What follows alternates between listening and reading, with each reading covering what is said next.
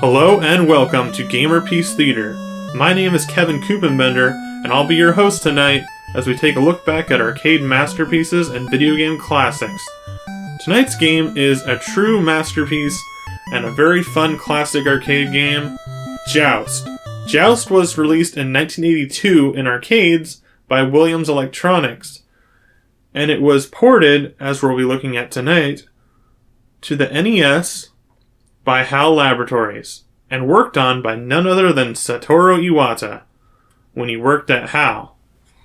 Now, this Nintendo NES port of Joust holds up very well to the arcade original. It features the same single-player experience, the same two-player experience. This is a game well known for its co-op, competitive, and cooperative gameplay as you work together with a friend to defeat the enemies on the same screen, an early co-op game.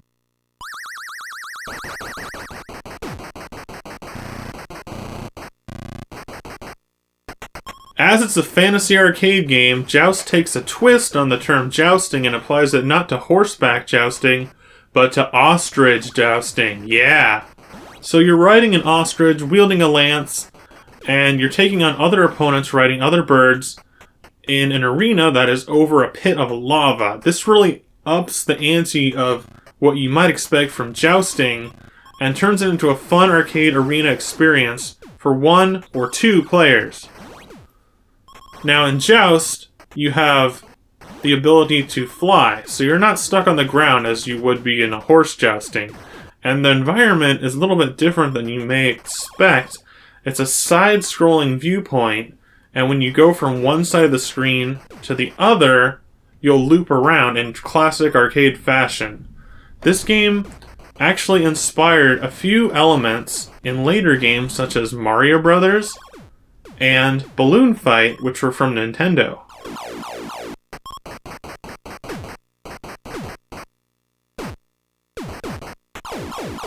Because similarly to the original Mario Bros., Joust is a 1 to 2 player, single-screen, competitive platform action game.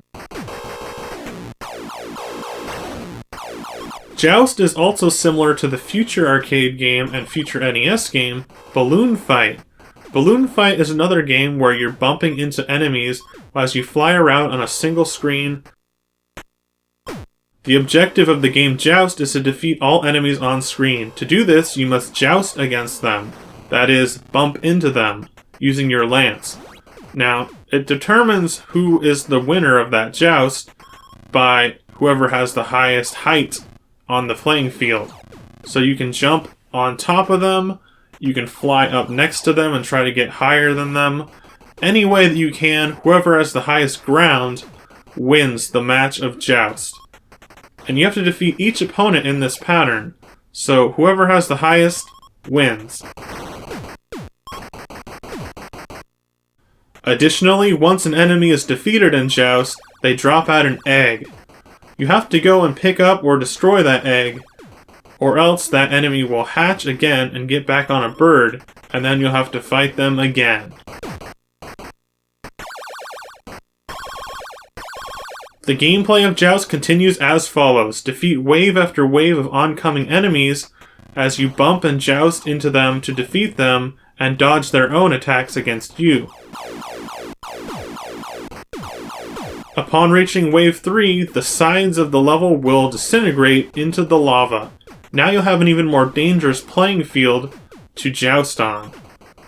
Additionally, this lava can be fallen into, as well as a hand will come out and try to grab you or your opponents to keep you in place. You can use this to your advantage to attack the opponents that are being grabbed by the monster in the lava. However, you might get grabbed yourself, so be careful when doing that.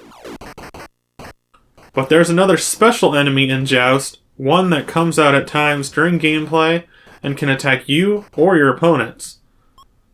That is the pterodactyl. The pterodactyl is a giant flying winged monster that kind of does its own thing. You don't have to defeat it to complete a wave, but you do have to dodge it and wait for it to go away. Or defeat it somehow. There are ways to defeat the pterodactyl in Joust. You can either wait for it to leave the arena on its own, you can have it destroy an opponent, which will destroy itself at the same time, you can have it destroy yourself at the same time as itself by crashing into it, or it seems like if you turn backwards at the right moment, you will destroy it and you will still be alive. But I haven't been able to record that, so sometimes it happens, sometimes it doesn't work.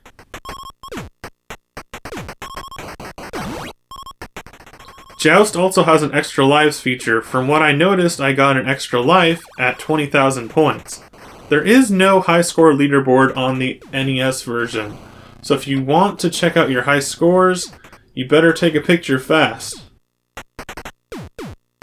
Upon reaching later waves of gameplay, you will notice that the platforms will start to disappear. This will change up the arena and give you a different type of strategy that you have to use to navigate it. While Joust may seem simplistic to newer gamers, or even some of the more advanced games on the NES's own library, Joust, an arcade masterpiece, is one of those games that's simple, makes it fun, enjoyable, and makes the game last and hold up over many years.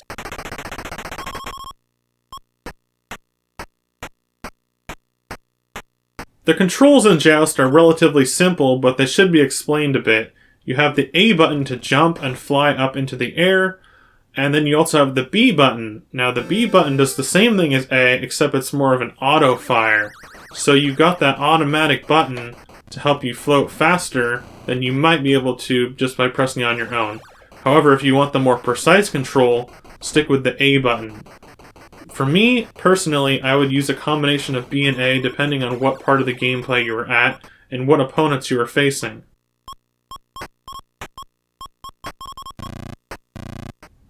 The movement controls need a little explanation as well, as you do not move like you do in Mario Bros. If you press right or left on the D-pad, you will automatically start to walk forward continuously. You don't move just by holding down the button left or right, you move automatically. However, when you're flying in the air, you do have direct control over your character. And this kind of takes a little bit of getting used to, but it's not too hard to figure out.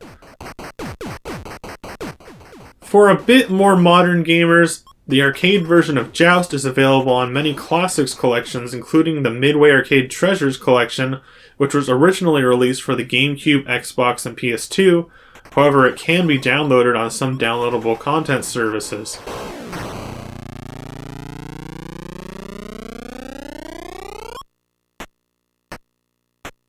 So there you have it, Joust, an arcade masterpiece.